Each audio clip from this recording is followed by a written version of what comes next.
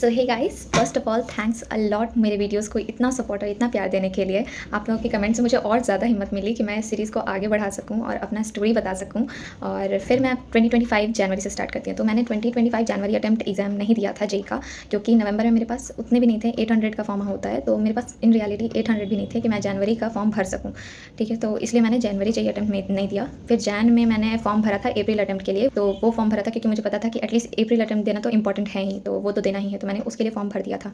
और उसके साथ साथ मैंने चंडीगढ़ के भी एक कॉलेज के लिए फॉर्म भरा था, तो उसका स्कॉलरशिप टेस्ट भी मैंने निकाला था 45% से। तो वो अपने अकॉर्डिंग ही देते हैं, क्योंकि मैंने पढ़ा था तो उनके रूल बुक में लिखा हुआ था कि 100 क्वेश्चन होंगे, ईच ऑफ 1 मार्क्स, और उसी के बेसिस पे 100% पे आपका जितना स्कॉलरशिप निकलेगा वो आएगा। बट मेरा जब टेस्ट हुआ था तब काफ़ी क्वेश्चन गलत भी थे, और मैंने देखा था कि 15 क्वेश्चन थे, तो मैंने 50 क्वेश्चन में से ही सारे क्वेश्चन पे टिक किए थे। तो जो भी आंसर था तो उसके अकॉर्डिंग पता नहीं, बट 45% ही आया है। तो मैंने एक्चुअल में वो कॉलेज इसलिए भरा क्योंकि मैंने यूट्यूब पे उसके बारे में काफ़ी ज़्यादा देखा था। और दूसरी बात ये कि वो प्राइवेट होने के बावजूद काफ़ी मुझे सस्ता लगा, क्योंकि जहाँ पे दूसरे प्राइवेट कॉलेजेस 20 से 30 लाख चार्ज कर रहे थे, तो वहाँ पे मेरा ऐसा था कि वो 12 लाख तक में हो जा रहा था मेरा। तो इसलिए मैंने सोचा कि ये ज़्यादा सही है, तो मैंने इसलिए भर दिया।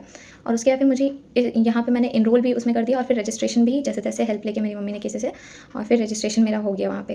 और उसके बाद फिर मुझे न्यू घर में शिफ्ट होना था, जो मेरा अभी ये करंट होम है, वहाँ पे मुझे शिफ्ट होना था। और यहाँ पे शिफ्ट होने के बाद काफ़ी ज़्यादा फाइनेंशियल कंडीशंस ख़राब हो चुके थे, क्योंकि शिफ्टिंग में ऑब्वियसली कि खर्च बहुत ज़्यादा आता है। लेकिन शिफ्ट होते ही कुछ ही दिनों बाद मुझे पता चला कि मेरे मामा की शादी फिक्स हो गई है, जो 4 जून को है, और मुझे ये बात 4 मई को पता चली। तो 1 महीने में ही शादी था। ठीक है, तो उस महीने में ऐसा हुआ कि मेरे पापा की सैलरी नहीं आई घर पे। ठीक है, तो हम लोग को ये लग रहा था, हम लोग को ये पता था कि मामा की शादी में वो कहीं ना कहीं से हेल्प कर रहे हैं, बट वो बताए नहीं, और वो बोले कि मेरी सैलरी नहीं आई है, तो हम लोग ही मान लिए। ठीक है, उसके बाद फिर मामा का शादी हुआ, तो जैसे तैसे हम लोग दिक्कत से वहाँ पे पहुँचे, पापा आए तो हम लोग को ले गए।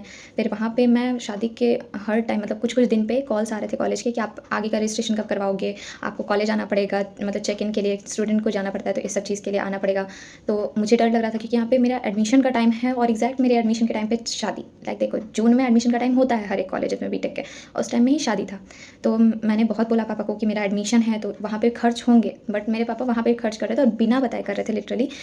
और हम लोग उस टाइम में शक था, तो हमको ये पता था कि सारा पैसा तो यहीं पे लग जा रहा है, तो एडमिशन के टाइम पे कहाँ से बचेगा। बट पापा बोल रहे थे कि तुम चिंता मत करो, हम कर देंगे।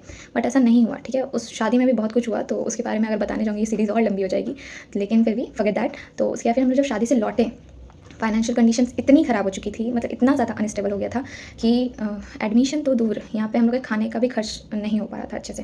ठीक है, शादी में अगर मतलब पापा कम ही इसे हेल्प किए, ठीक है, जितना था उतने से ही हेल्प किए, लेकिन वो कम भी हम लोग के लिए बहुत ज़्यादा है। ठीक है, उस टाइम में एडमिशन के टाइम पे उतना भी होता ना, तो एक्चुअल में मेरा एडमिशन हो जाता, बट वो नहीं हुआ। और उसके बाद वहाँ से आने के बाद हम लोग काफ़ी ज़्यादा ट्राई किए, बट नहीं हो पाया। तो उसके बाद फिर मेरे एक फ्रेंड ने हेल्प किया, कि उसने कहा कि मैं उसके कॉलेज में एडमिशन ले लूँ